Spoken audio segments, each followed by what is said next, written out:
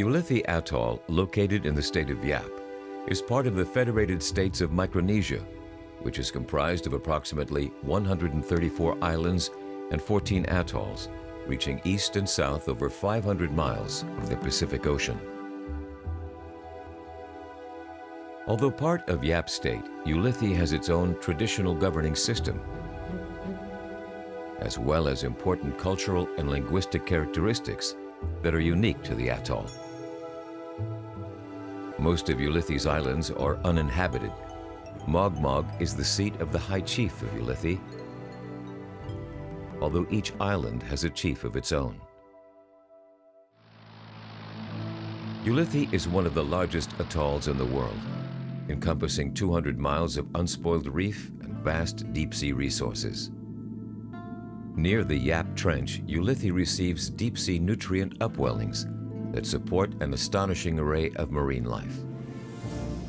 The National Biodiversity Strategy and Action Plan for the Federated States of Micronesia lists Ulithi as a potential conservation area representing important habitats for seabirds, coconut crabs, Mariana flying fox, giant Micronesian geckos, and sea turtles.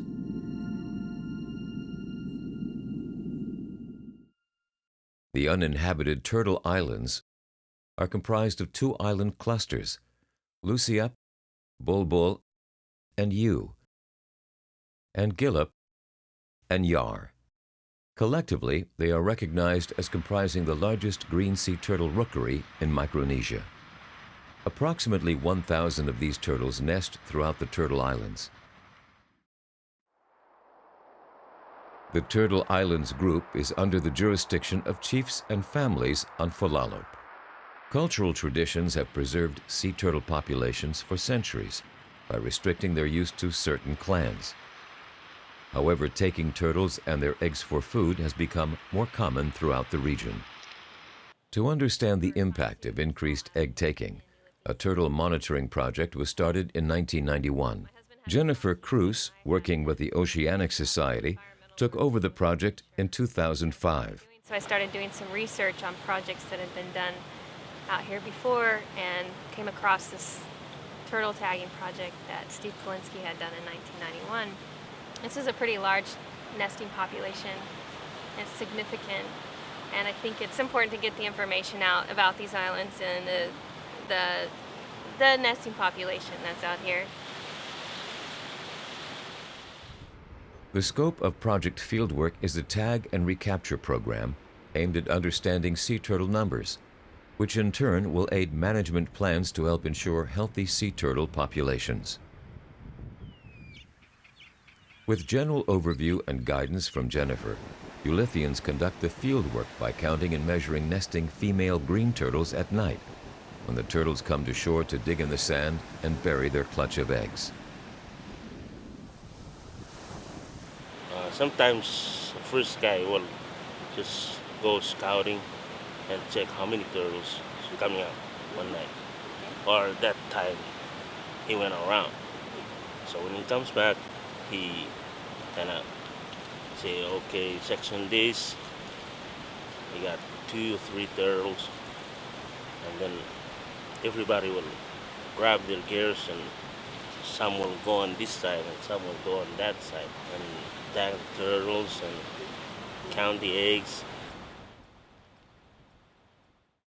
They don't all have that, like that. No, they don't, but it's got yolk on it, so even if it's in the, it'll use it up. Steve Kolinsky of the National Marine Fisheries Service, who began the Turtle Project in 1991, came to Ulithi to assist with the current project.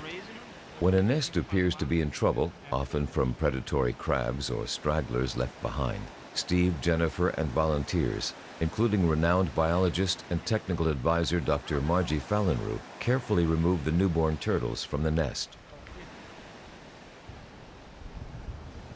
How many? 5 of them. I haven't counted yet.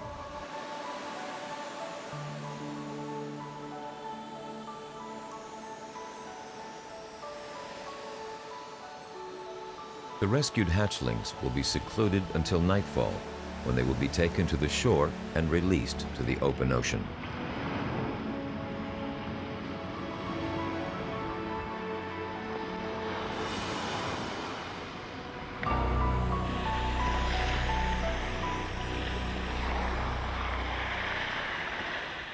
Tracking the movement of turtles is critical to determine where they go when they return to the open sea. So the researchers carefully bring females to the field camp, where a satellite tracking tag is bonded to the top of the shell. This is a satellite tag that I'm holding right here, and we actually, over the past 2 years, have put 7 of these on nesting green turtles here at Gillip Island, and we have another 6 that we're putting on this year. What these do is they allow us to actually track the turtles throughout their migrations from their nesting grounds, which are here on Gillip and Ulithi, to their feeding areas, which we're trying to determine. If you put them on turtles towards the end of the nesting season, the likelihood that the turtle is doing its last nest and then going into its migration is pretty high. And so that's why we're here in August actually applying these to turtles. Each satellite tag has a note attached to it that personalizes the turtle with a name, a "Don't Eat Me" notice, and instructions on how to contact scientists for its retrieval.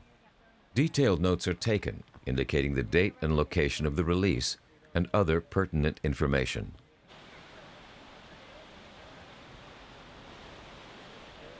When the process has been completed, the researchers carefully lift the box, and the turtle turns and slowly crawls down the beach,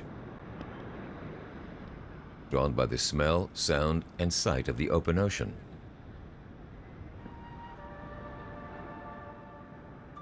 The tags are harmless to the turtles and will eventually part from the turtle's carapace.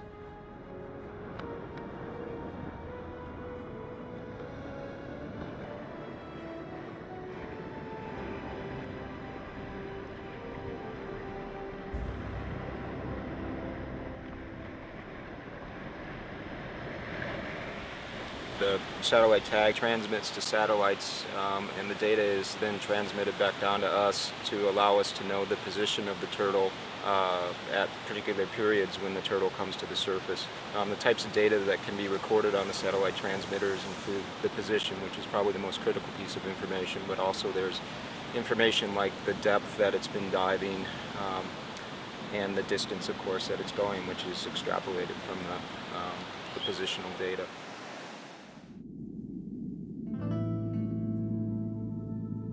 Ulithi's turtles are threatened from the destruction of their nesting beaches, being hunted in their feeding grounds in the Philippines, Papua New Guinea, or other areas of Yap, or being killed by poachers and fishing boats during their migration. For a female green turtle to reach 30 years of age is exceptional. Since these turtles are threatened throughout their migration, protecting nesting beaches, even though they spend so little of their lives there, is of primary importance in helping to secure the future of the species.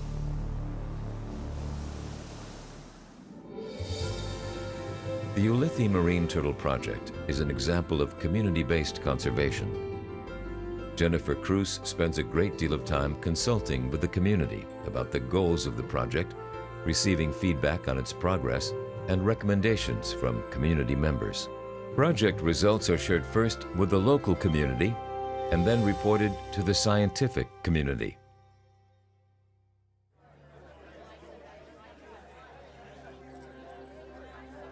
With the Ulithi Marine Turtle Project, we're in our 7th year of monitoring on Gillip Island and Losiap Island. And so we already knew when we were going to Losiap that they had monitor lizards brought to Micronesia pre-World War II during the Japanese occupation. Once we actually got to start monitoring and walking around and checking the nests, we were seeing that the monitor lizards were actually chowing down on the nests. So we started actually taking records every morning of how many nests were being dug up. We have over 80% of our nests were dug into or somehow destroyed by monitor lizards. We've been trying to establish an eradication program to eradicate the monitor lizards from Losiap. Within Micronesia, it's definitely probably the highest nesting green turtle population. We now understand these turtles nest in Ulithi, and we've learned that they're foraging to Japan, Philippines, and Malaysia.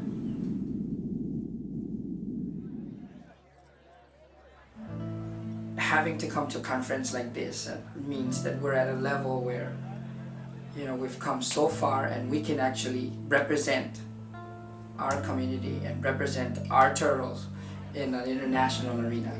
It's created so much excitement, so much so that when the week we were leaving, the seniors were talking about, you know, graduating from high school and pursuing marine turtle tagging as a career because they can do things beyond the shores of Ulithi.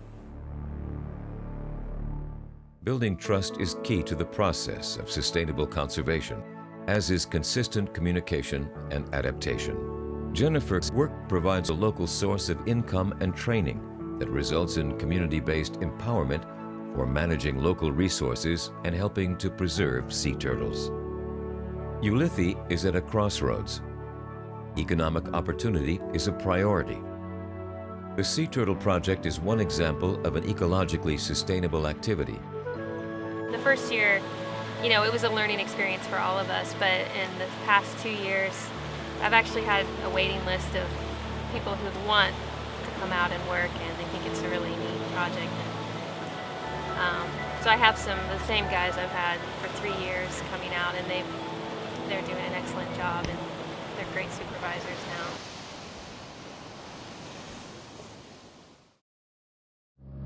Another example of an ecologically sustainable activity is the relatively recent development of ecotourism, which shows great potential. I think there's a realization and a reality in being able to benefit from the resource in a way that doesn't require that you actually harvest it. And this has been more along the ecotourism approach, by having people come in and understand that there's a very, very significant nesting rookery here, probably one of the largest within Micronesia, that's providing a foundation for where people can stay and providing them access to actually come out and see this nesting rookery without causing harm to the population or the island itself, but there's an economic benefit. With continued and enhanced tangible investments in sustainable management, sea turtles can continue to thrive. And the community plays a lot of part in this particular project. We can't really conserve what we don't know. When all the clans decide on what to do, it's a goal. As soon as everybody's in, you can't stop that. It's really important because it's going to lay down the framework for any other projects that's going to come in after this.